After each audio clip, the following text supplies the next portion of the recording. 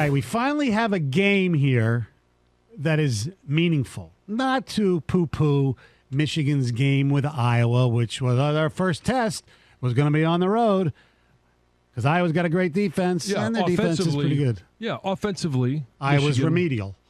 Oh, to say the least. I was just saying offensively. Correct. Michigan was somewhat tested in the trip to Iowa. Right.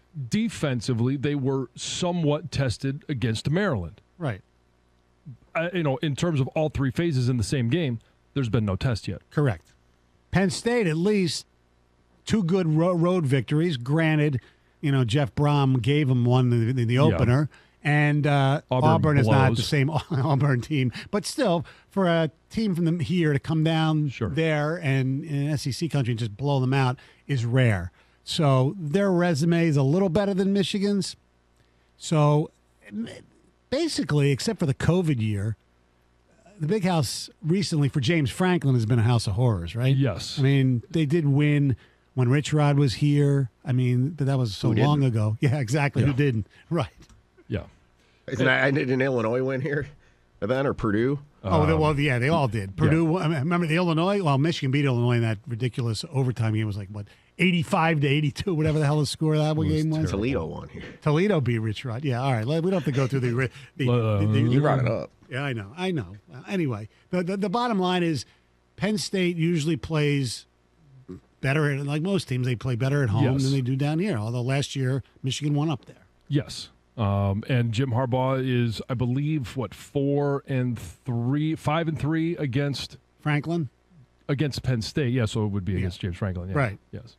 So we'll see what happens on Saturday, and I think it's the last time they were here was the COVID year, and there was nobody in the place. I was the only one in the stands. I know. I said me and you. Yeah, I know. It's the only time I took a picture.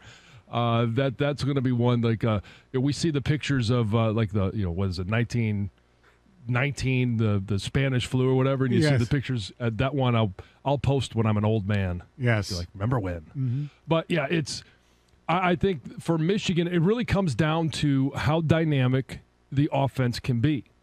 How are they going to use JJ? And how much of the run game will he be a part of? I think he needs to continue to grow in this offense and take more advantage of that extra element that he provides this offense in the run game. Will Harbaugh allow them to be more dynamic? That's always, my biggest criticism is they're too damn vanilla all the time. Well, they've been able to be vanilla because they haven't had to do anything else. And that goes to the fact that they haven't been tested a whole lot, because even against Iowa, right? It's a plotting, 4-3 traditional defense. Like they haven't changed offensively or defensively anything they've done over the past 30 years. Right. And so you look at them and you say, well, okay, they don't have exotic blitzes. They don't do a lot of the things that modern defenses do. And I think when you look at Manny Diaz, who's the new defensive coordinator at Penn State, they're going to do some things that probably the offensive line and J.J. McCarthy in particular hasn't seen yet. Correct. So how do they pick those up? How do they communicate? That's going to be a big part of what happens on Saturday. How much blitzing do you think Joey Porter Jr. is going to be doing? I don't know. I mean, the one thing that I have a hard time figuring out about Penn State is, they've got some great talent in the secondary, obviously led by Joey Porter, but they allow over 260 yards through the air every single game. Like if there's a weak part of their defense, it's in the secondary. How much of that is garbage time, though? I don't know the answer to that because I don't watch them play all the time. Right. But then you look and you say, okay, well, the teams that they have played, right? It's running the football or defending the run. They've been very good. But if you look and you say, okay, well, Auburn, are they a team this year that runs the football? No. Purdue. Are they a team that runs the football? No. And so it could be a little bit skewed in the fact that the teams they play are passing teams. So you're going to give up more yards passing, as well as, they're a top, 7 team against the run? Right. Well, nobody's really run against them. And that's Michigan's bread and butter. Right, exactly. Yeah. So for Penn State, if they can control Corum, and even to a lesser extent Donovan Edwards, they should be in good shape. Yes. Obviously, if you're going to try and shut down Michigan, you want to shut down the run game. Right. And then force J.J. to go out there and win a game for you, which I believe he can. He just hasn't had to and isn't shown that he can.